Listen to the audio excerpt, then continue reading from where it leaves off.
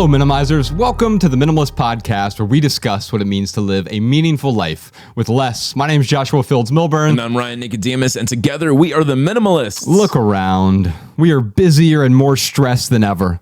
We've been told by many well-intentioned people that it's necessary or even virtuous to work hard, to grind, to toil. But what's the truth?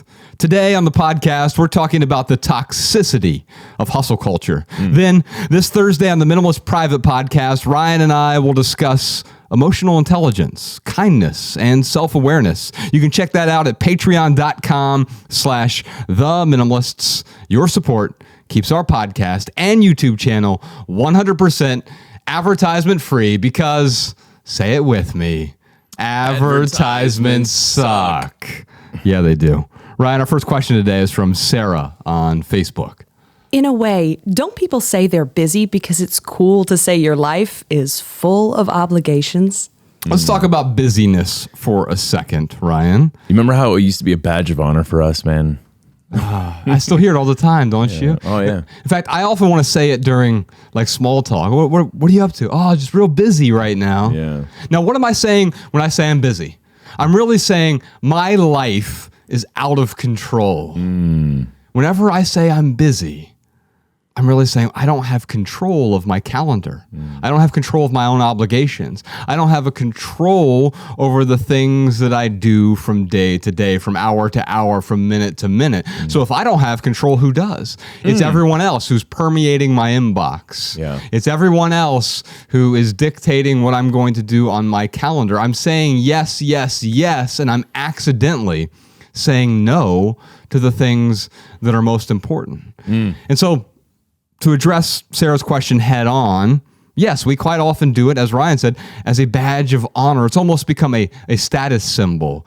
I'll paraphrase Thoreau when he talks about it's not enough to be busy. The question is, what are you busy about? That's not a direct quote, but that's the essence of the quote. And so if I were to append that, the question is, what are you focused on? And right now we're so busy because we're not very focused on the things that matter to us. It's very easy for us to just browse social media, to get on TikTok or Instagram or incessantly check my email over and over and over, responding to everyone else's emergency, pretending as though just because something's urgent to Jordan or Johnny Jump Up on the street, it has to be urgent to me. Yeah. And it's really stressing us out. I've got this article here, Ryan, called The Toxicity of Hustle Culture. The Grind Must Stop. Now, I don't agree with that either, at least the title. Maybe it's meant to just get people thinking about it here. But I guess the question is, like, what are you hustling for? We were supposed to have Gary Vee on the podcast today, and I was really looking forward to that, but unfortunately he's too busy to be here today. Maybe because other people have control of his time and he feels so busy, he has so many obligations. And so he actually asked us to be on the podcast. We didn't reach out to him to have him on. And I first I said no, because it just didn't make a whole lot of sense. If there's anyone I disagree with more, I can't think of that person with respect to being busy and hustling and grinding. It's not that I disagree with that for him. It's just, it's so unappealing to me now because, Ryan, back in our 20s, we lived a lot like that. Yeah. 80 hours a week. Yeah. I mean, we did it to ourselves, man. You were talking about answering emails and text messages and phone calls. And the problem is we never said no to anyone. And that creates a very busy life. Yes. So yeah, that whole attitude of GTD, get things done. Right. I mean, that's what we were living in. And yeah, you're right. Like, being busy was this badge of honor. It was to the point of, we would belittle our employees if they weren't busy enough, or heaven forbid, they took all their vacation. I mean, remember like how much ridicule people would get? Like, they'd have 2 weeks of vacation. It's coming up on holidays, and they're like, yeah, if I don't use it, I lose it. Right. Although you could get paid for it instead of taking the time off. So that's what, the real That's what the executives did. They didn't take their vacation. They just, took the extra 2 weeks pay. Right. Where we had, employees that were like, no, I'm going to take the 2 weeks that I have, spend some time with my family. And man, like we just, I resent myself for looking down on people like that and not supporting them, doing what they need to do to recharge, doing what they need to do to, keep their family life well. Instead, we looked at them and we're like, you're so lazy. Yeah, we treated it as a character flaw. Yeah. Just because you want time for yourself outside of work, whatever, it was a character flaw. And the truth is, like, if you want that, fine. If you don't want that, that's also fine. And so I think we need to identify, maybe our friend Erwin McManus, who's been on the podcast a few times, he makes this great distinction between hurry and hustle. He's a big advocate of hustle. And for him, what he means by hustle is like being deeply compelled to do something and working hard at that thing at which you're deeply compelled to do. Almost a sort of devotion to the work or to the creativity. And that devotion is what he considers to be hustle. And for me, I have no problem with that. In fact, by that definition, by that viewpoint, then I hustle a lot, right? Yeah. I think the problem is, especially back in our corporate days, or even now, if I'm not careful, I will do things hastily in a hurried fashion. John Mark Comer wrote this book called The Ruthless Elimination of Hurry. In Alabama, I think we're trying to get him on the podcast.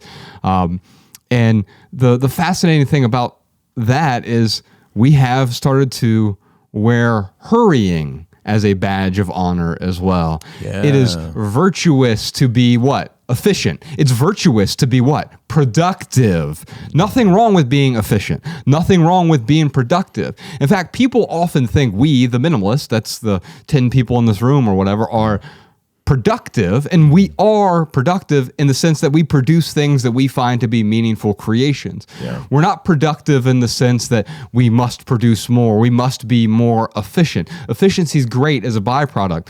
Productivity is great as a byproduct. If it becomes the point of doing what we're doing, then we're just going to be hurried. We're going to be hustling for no reason. Yeah. Yeah. So let's talk about this article. Your alarm rings and you wake up. First thing, check your phone. You go to the bathroom, then recheck your phone. Then you eat breakfast while bolting out the door and simultaneously scrolling through emails. When you finally make it to work, you scarf down meals in between meetings. When you finally, quote, finish work, it still follows you home. You continue to check and respond to emails while watching Netflix and talking to your family. Finally, fall asleep despite all the blue light in your home. The next day, repeat. Does this sound familiar? It sounds pretty exhausting to me. This toxic cycle is called hustle culture, the societal standard that you must exert yourself at 110% capacity to succeed. Hustle culture is the collective drive to work harder, faster, stronger every single day. Hustle culture doesn't take breaks. Hustle culture doesn't sleep. Hustle culture works day in and day out, pushing to maximize all 1,440 minutes in every day. You don't stop when you're tired. You stop when you're done. And throughout all of this, you must embrace the facade that you absolutely love what you do, no matter the pain it may cause. The unfortunate thing about this, Ryan, is you can often love doing something, as that's the vernacular they're using. I would just say you enjoy something. You enjoy creating. Maybe you enjoy writing. But as soon as you put a real formalized structure around it, you can often stop enjoying it. I think about a writer who's now forced to write a book they don't want to write and they have a deadline in order to do it. Yeah. That thing that you loved now is draining to you. Yeah. Well, it's interesting how, I think part of the hustle culture is, find out what you're passionate about and then hustle to make money from that passion. And what you just said, that is a surefire way to kill your passion. Right. Is to make it your busy work. Yes. Because it doesn't get to be a get to. Then now it turns into a have to. And there's nothing wrong with making money from what you're passionate about. Don't get me wrong, but I got a friend who called me the other day. He's like, "Oh, I got this really good idea for a blog, and here's what I'm doing. And I know that you guys have a blog, and talk to me about monetizing it." And I'm like, "No, dude, I'm like, if that's the reason why you want to start a blog, like that's A, it's not going to last, and B, like that's the wrong reason. You're going to hate the blog eventually. Yeah, and I would also apply that to anything else that we've done. When we started the podcast, there was no monetization of it. There were no ads. There was no Patreon. When we started touring, we lost tons of money touring because all the events were free and we would just show up. And if we sold enough books in one night, we'd have enough money for a hotel room. And then the money was gone, maybe a meal. Yeah. And then the money was gone and we'd do it all over again. It wasn't about monetizing the thing. The same is true with social media. We still don't monetize our social media. And even the blog, we don't make money directly off the blog. There are some things that it can lead to that we can earn money from, but money has never been the point. Yeah. And if it's the point of doing what you do, then that's probably going to burn you out. Yes. Over a long enough timeline. As you said, there's no problem with making money. I want to earn a living. I want to be able to earn enough money to pay everyone in this room. Yeah. And where we get into trouble, though, is now I feel compelled by society, not by this inner compulsion to create, to make something worthwhile. But I feel compelled by society. Here are the things I'm supposed to do. I'm supposed to say yes to this meeting. I'm supposed to say yes to this person. I'm supposed to say yes to this project, to this work, to this obligation, to these hours. And at first, when you're starting, saying yes to a lot of things makes a lot of sense because you don't know what to say no to right away. So try different things out. Like as a baby, when babies are first trying food, it's like you can tell whether they like it or not right away. But the only way you can tell that is if they try it out. When you enter the workplace, it's the same thing. I'll try this out. I'll try going to meetings on Monday mornings. The problem is when you and I clung to meetings for a dozen years, we have to go to a meeting. We have to show up and do this thing over and over. So important, man. Oh, I think that's the other piece of it too, right?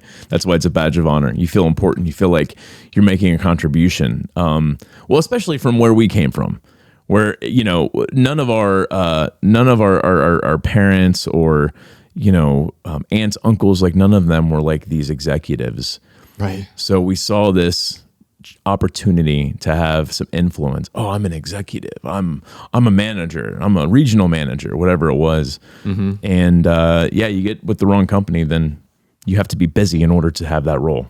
And we never stop to ask ourselves why. Like, why will this make me important? And okay, let's say it does make me important. Why do I want to be important? Right. Oh, is it because I want to be validated by someone else? Okay. Is this the best way to get that validation? Or can I recognize the whole sham that being validated by others is anyway?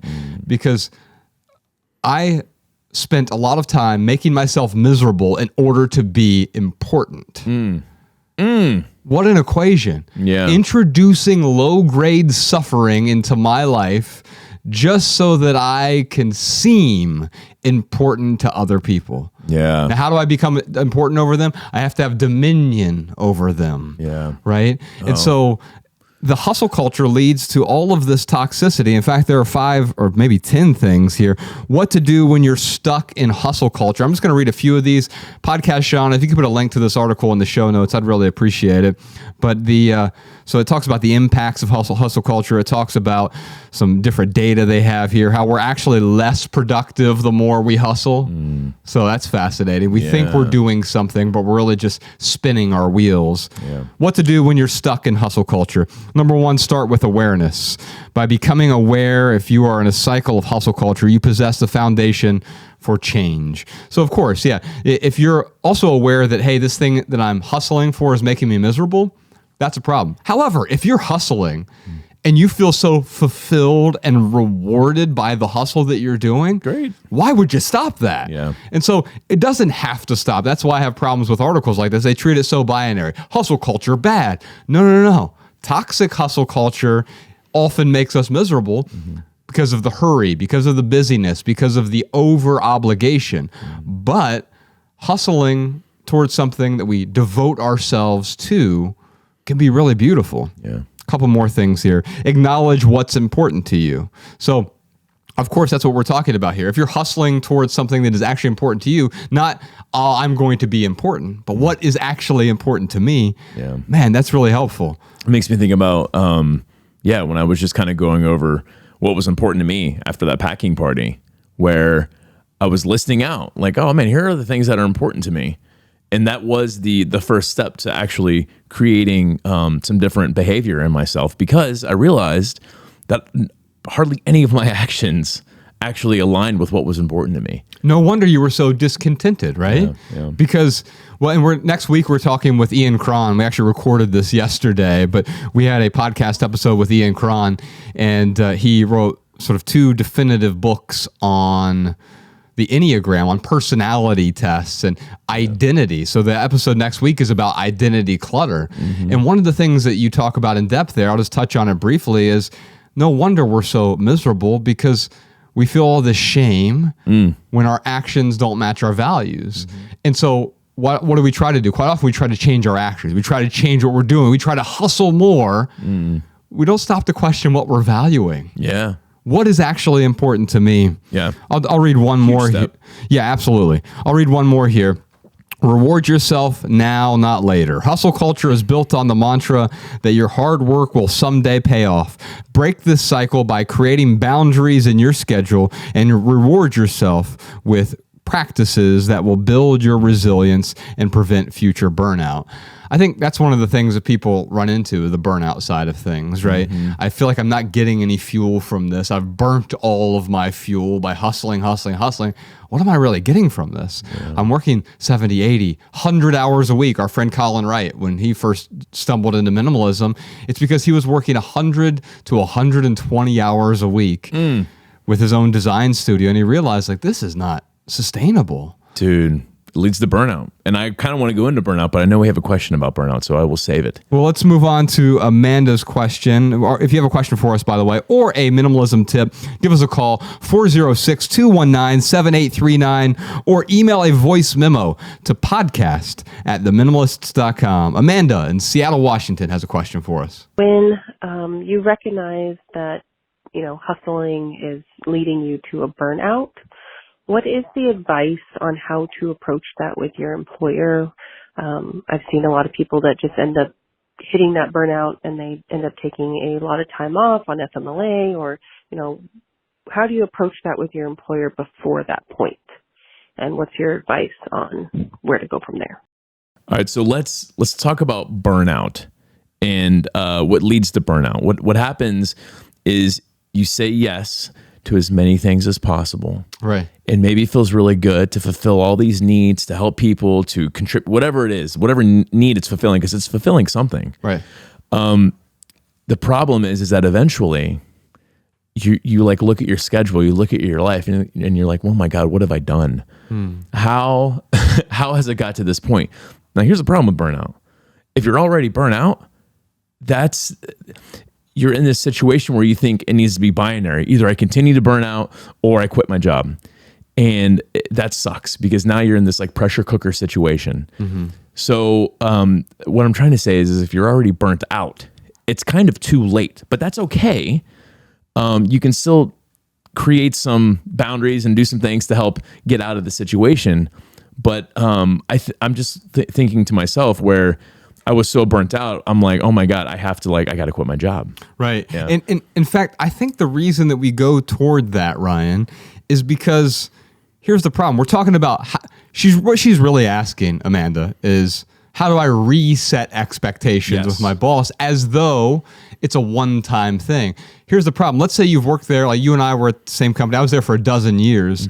For a dozen years, my daily actions set a particular expectation. Yes. And so if I said, hey, I'm willing to work 90 hours a week, then that was the expectation I was setting. And not only was I setting that expectation once, I was setting it every day. I was setting that expectation when I was responding to emails at 2 a.m. or whatever it was, right? Like whenever I was constantly working, hey, my expectation was I'm willing to outwork everyone else.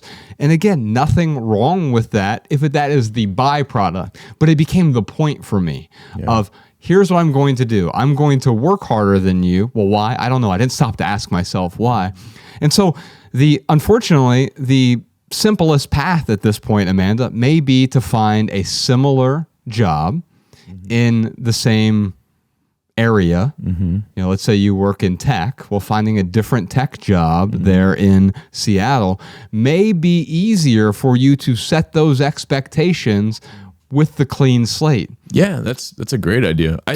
What it makes me think about is what you did with our boss when you were out to dinner on Christmas Eve, and he's calling you, and you're like, yeah, you're out to dinner. Yes. And you're like, no, I'm not. I was on a date. Yeah, like, no, I'm not answering this. And he just kept calling and calling and calling. Yes. And eventually, like a crazy ex-boyfriend or ex-girlfriend, right? Yes, right. Yeah, 20 missed calls. Yes. Yeah. So then, you pick up the phone. Hey, what can I do for you? Where are your sales at right now? Where are your sales at? How are your stores doing? And you were like, oh, you want me to tell you how my sales? I have no idea. Yeah. It's 6:00 on Christmas Eve and I'm out to dinner right now. Well, that's unacceptable. And you were like, no, I think your expectation is unreasonable. Yeah. That's the problem. And I think in a weird way, we were both right. It was unacceptable in that culture. It was. And so here's the weird thing so I did reset an expectation with him. Hey, I'm not going to answer your phone calls anymore after 5 p.m. And why were you able to set that expectation? Well, 2 reasons. One is because I added so much value that I was able to dictate some terms, right? Because I had some freedom there. Now, here's the honest answer, though. The dynamic of my work changed significantly after that. I was no longer the prized employee there because of the expectation of that culture, of that corporation was, especially in these middle management or upper management roles, you had to be accessible like a doctor, 24 hours a day. Except we weren't saving anyone's lives. I couldn't even save my own life. My own life was in shambles, but I was supposed to be on call like a doctor. And so you're right. I was able to reset an expectation that gave me a longer runway, but ultimately that expectation resetting didn't change their expectations long term. And so I did have to find an exit. And that's what I would say to Amanda. Don't jump up and quit. But if the expectations of the culture, you're not going to change the culture of a company. True. You can, however, find a company with a culture that aligns with your values. Go back and listen to our episode that we did with Ken Coleman recently. He had a new book come out. It was a recent episode. We'll put a link to it in the show notes. But Amanda, I'd love to send you a couple tickets to our Love People Use Things tour event. Ryan and I are in the middle of this tour. It's 20 different cities all over the U.S. and Canada. We have 11 cities left. We'll be in New York and Boston and D.C. We'll be in Chicago and Toronto and Minneapolis and Columbus. We'll be in Vancouver and Los Angeles and Seattle and San Francisco. You can find tickets at theminimalists.com/tour. If you can't make it to any of those events, though, we're posting all 20 over on Patreon, patreon.com/theminimalists. You can watch or listen to all 20 of those events. But Amanda, you don't have to worry about that. We're going to send you a couple tickets to the upcoming Seattle event, which is taking place, I think, next month. All right. Man, technically, it's an international tour, man. Because of Canada? Yeah, and if she wanted, she could go to Vancouver. It's just a little bit north. That's right. Come on up. The one thing I do want to say here, though, is like when you're resetting these expectations, when you're telling someone no, it's not just looking at them and saying no. Like, it's really helping them understand why you're saying no. And you do that by helping them understand what you're saying yes for. Yes. Instead of saying no, no, no. It's like the same thing we talk about with Christmas gifts. Yeah. It's not about no, no, no. Don't give me Christmas gifts, bah humbug. You don't want to be bah humbug at work either. You can say yes. In fact, I do this with my daughter all the time. Can we go eat at Tatsu Ramen? It's her favorite restaurant. Yes, we can do that next week if you behave yourself between now and then. So I'm not saying no, we're not going there tonight, because it's effectively the same answer, but I'm saying yes to some future expectation, future desire for her. And you can do the same thing here. You can reposition it. You can reframe it in a way where we're saying yes to the things that are truly important. And that might mean you have to say no to some of the busy work, some of the hurry that's going on in your life right now. Hey, Alabama, can we check in with the Patreon live stream? Do we have any comments right now? We have a lot of listeners that are tuning in from the UK, Sweden, Australia, Czech Republic, Denmark, and so much more. Oh, wow. Well, we have we have no tour stops over there right now. There are quite a few travel restrictions, but we hope to see you as soon as as soon as we were able to get to the other side of this. Ryan, what time is it? You know what time it is. It's time for the lightning round where we answer your text messages. You can text your questions, your comments to 937-202-4654. You nailed it. Nailed it. Those texts actually go to both of our phones. This weekend, I hopped on, Ryan. I spent, I don't know, on Friday, 4 or 5 hours responding to maybe 500 different text messages. Sometimes I'll just go in and answer real quickly, or they'll ask a question. I'm like, we just did a video about this. How come they haven't seen it? Of course they haven't seen it. So I'll just send them a link to the video, or they'll ask some long question or short question. I'll just send them some sort of pithy response. So we don't answer every question. We do answer occasionally some here on the show. So during the lightning round, this is where Ryan and I do our best to answer questions with a short, shareable, less than 140 character response. We put the text to these minimal maxims in the show notes so you can copy and share our pithy answers on social media if you like. And now you can find all of our minimal maxims in one place, minimalmaxims.com. Todd has a question for us. I made the hard decision of giving up my career after 16 years because the stress was killing me. How do I get past the pressure to go after another traditional career, a big house, a nice car? So this is actually this is tweetable, I know, because I tweeted it to make sure. But this is an excerpt from an essay that I just wrote. So during our Right Here, Right Now segment, where we talk about one thing that's going on in the life of the minimalist, we have a brand new essay up on the website. It's called Nobody Has the Power to Upset You. Love it. This was really helpful for me yesterday. This is an excerpt from that essay. We're going to talk about it on the Maximal episode a bit more, but here's my pithy answer. What others think, what they believe, what they expect, these are bars to a prison cell. To break free, you must realize that those bars are lining their cage, not yours. You can walk away at any point. So, Ryan, let's talk about these expectations, because really what he's talking about here, you may not want the traditional career, the big house, the nice car. These are things that other people want, and they also want you to want them, or at least that's what you think. You think they want you to be in a big house. Maybe they'll appreciate you more. Maybe they'll love you more. Maybe they'll care about you more. Maybe they'll need you more if you have more of these resources, right? But that's a type of prison. But those prison bars are theirs. They're trapped by that. Yeah. They're trapped by their need for a bigger house, for a fancier car, for an important job title. Yeah. You can walk away from those bars. They're not yours to hold on to. What we were talking about, this isn't my pithy answer, but it could be pithy. But the whole when you let your expectations be dictated by society, it can only create anxiety. Yes. I mean, that's the problem, is like we're letting others create our needs, our wants. Here's my pithy answer. When you sacrifice your contentment, all that remains is discontentment. Yes. So it sounds real simple, but we don't appreciate that enough. No. Every time you say yes to something and it sacrifices some type of contentment in your life, then you're just creating more room for discontentment. Now, we got to pay taxes, Josh. We got to fill out paperwork. We got to be on the road. There are things that we don't necessarily want to do, but we have to sacrifice a little bit to get to where we want.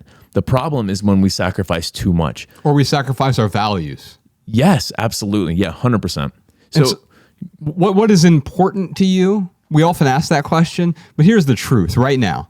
Whatever you're doing right now is literally, by definition and by its very essence, whatever you're doing right now is the most important thing to you. Yeah. So if you are on TikTok scrolling through videos, that is the number one most important thing to you. If you're on Instagram checking out butts and cleavage, fine, but just recognize that is the most important thing to you right now. Yeah. If you're in a podcast studio in Los Angeles and you're recording a podcast, that's the most important thing to you right now. If you're checking email, that's the most important thing to you right now. If you're driving to work, in that moment, driving to work is the most important thing to you. If you're out running 5 miles and you're listening to this podcast, that is the most important thing to you. If you're cooking dinner for your family, that is the most important thing to you. If you're simply wasting time and you feel miserable doing it, well, then maybe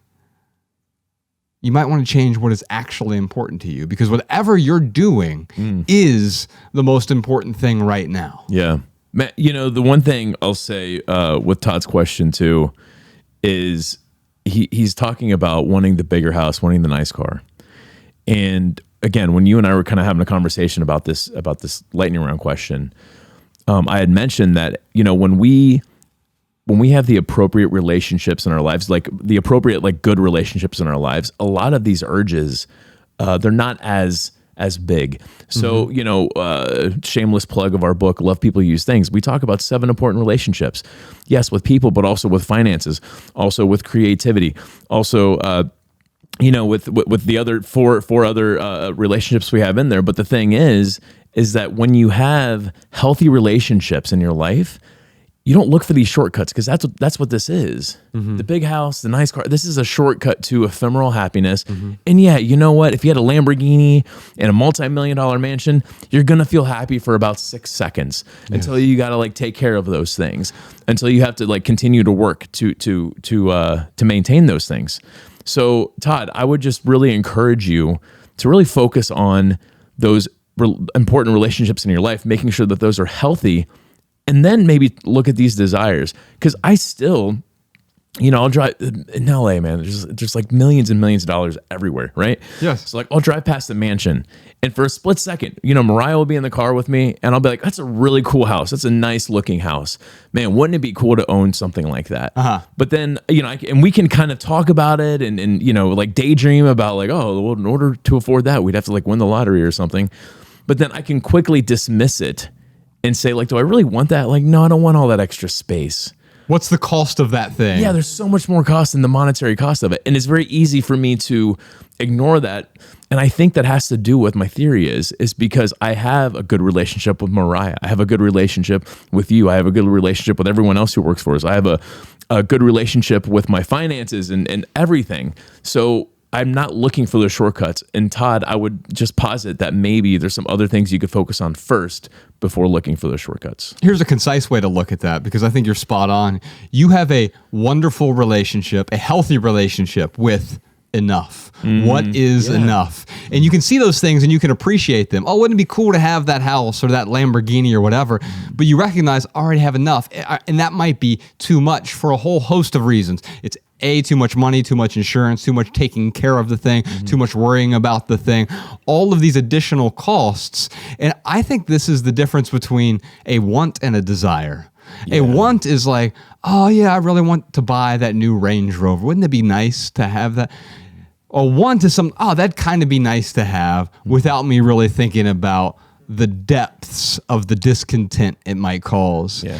A desire, however, means I'm willing to somewhat sacrifice for that. I feel so compelled that I'm willing to devote myself to that. And that has nothing to do with a car. Yeah. It's almost impossible to be passionate about buying a Lamborghini. You might get excited about it. Yeah. But passion, the root of passion means to suffer.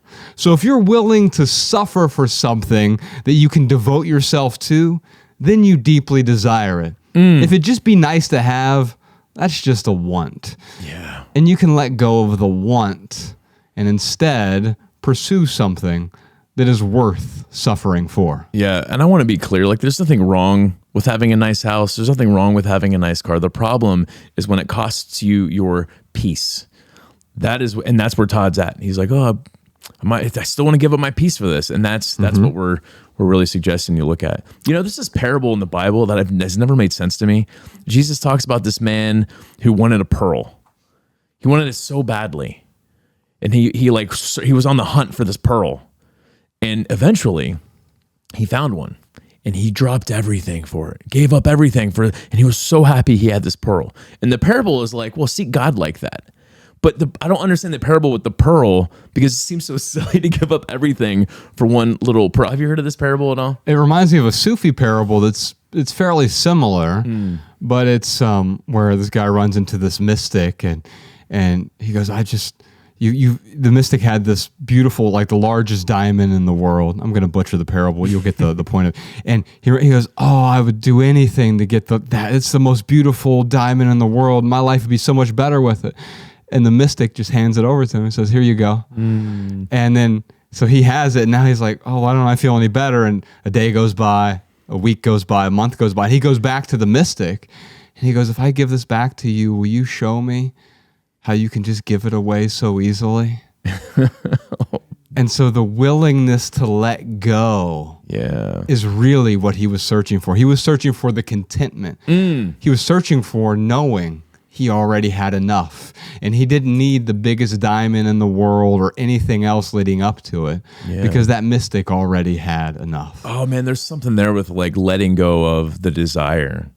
And yeah, it's like you don't have to wait to find the pearl or the diamond to have the willingness to let go. Like you can skip the difficult part. That's right. And just focus on letting go. You know, a lot of times like we have conversations like this and people will kind of look at it like, well, this is selfish. You don't want to just tell people no all the time. And, you don't want to, just put your own needs first. Sure. And if you're putting only your needs first, then yes, like that's a problem. But when it comes to your peace and contentment, it's totally appropriate to set some boundaries and to set some expectations. And I feel like sometimes people are afraid of coming off as selfish.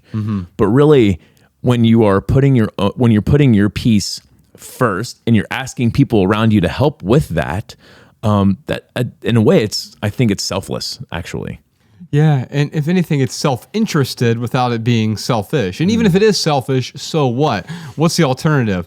I'm selfless but miserable? Yeah, right. Who wants that? Yeah. And so when we're behaving in these ways where your actions align with your values, you have a healthier relationship with those 7 relationships you talked about earlier, whether it's your stuff or with other people or with the truth or with your finances, you have these healthy relationships. Yes, it's self-serving, but it's also serving others. And what a beautiful symbiotic relationship that is. Yeah. Ryan, I got a silly added value segment I want to get to in a minute, but Malabama, you got something for us first? Here are some voicemail comments and insights from our listeners. Hi, Josh and Ryan. This is Claudia in Santa Barbara. I have a tip that I thought of when Josh was talking about his mostly empty filing cabinet because I remember my mostly empty filing cabinet.